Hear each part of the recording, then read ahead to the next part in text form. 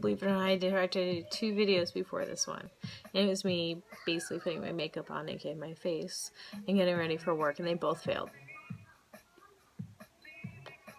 Happy about that. It was awesome. So my face is already on. Did my makeup in this little camera, which was fabulous. I don't know how those people who sell Unique and all that good stuff do it. They must use like a computer and have a much bigger screen, because it was very awkward going like this and trying to put on my stuff straight. And anyways, don't own the rights to any of the music played in the background. I'm just listening to it because that's what I do before I go to work. I listen to music, kind of pick me up a little bit, kind of drown out my thoughts by lyrics and other beats and music, yada yada yada. Having car problems, this and that, and just really sucks balls. You hit those points where you feel like it's gonna be my year, or I'm gonna work really hard to make it work, and it just kind of crumbles in front of you no matter how much you try to be positive or upbeat or let it go or keep working or taking steps forward. And that's what it's about. It's about taking little steps forward. But I like doing these videos because I want your feedback. As my daughter says, comment below. And you know, we might look different, we might be different, make different choices sometimes, but in the end we're all the same. We all want the best. We all want things to be smooth. We want things to work out well, and it kills me because, and for those who get butthurt really easy, for those who are going to get upset by what I'm about to say, it's going to be because that's probably me calling you out, and that's why you're getting upset about it. But I've met a lot of self-entitled people. I've met a lot of people who aren't like me. I started living on my own when I was 16. I got good grades. I played sports. And I paid my own rent, my insurance, and for my own car and gas and phone.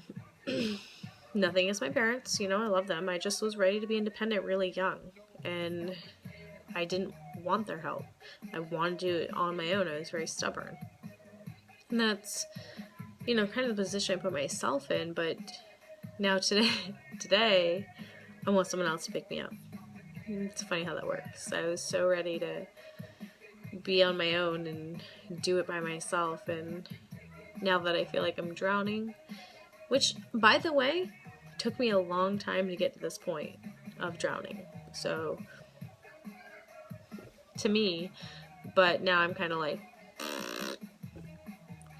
I just feel like I'm drowning.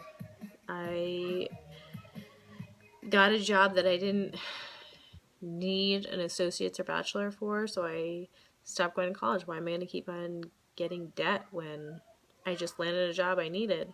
And then I moved. And lived a different life of being a stay-at-home mom, which was great. I love it, and I'm grateful for having that opportunity. But now that I am trying to get back into the corporate world, everybody wants a piece of paper. A piece of paper is overrated. That has nothing to do with my capability and what I can do. And it's just discouraging that some people want a piece of paper. Somebody who has that piece of paper won't have the experience or have work ethics or be the same person that I am. So being held to that little piece of paper is kind of silly, I guess. It really bothers me because I feel like companies overlook a lot of good candidates because of the fact of a piece of paper. And I'm not saying it doesn't matter, and I'm not saying some people don't need it. But there are occasionally people who have what it takes and don't need that piece of paper and can prove to be a really good employee. And it's discouraging. I guess that's all I can say about that. It's discouraging. So that's that. I feel like I can never prove myself. My kids make me crazy. My marriage is making me... Everything's just making me crazy. And I keep trying to rein it in, bottle it up, and find an outlet for it without having to really without having to explode. But that's just not working. It's not working. It doesn't. Some people can just stuff it up into their stomach and sternum and just hold it there and let it be and fester, and I'm not a fester person. I can hold a lot and I can compose. There comes a point where enough's enough. You get pushed to that point where you're just done. I'm sure a lot of moms get there. Whether they're trying to work, whether they're just a stay-at-home mom, whether they have 1 kid or 3 or 5, doesn't seem to matter. I don't have a point for this video. I don't. I just have a lot going on, and I need to let it out. And I would like some feedback. Even if I don't like your feedback, it's still something that's going to run through my mind. It's still something we're going to consider, and it's still something that might give me a different perspective or outlook on where I'm at or how to get where I want to be.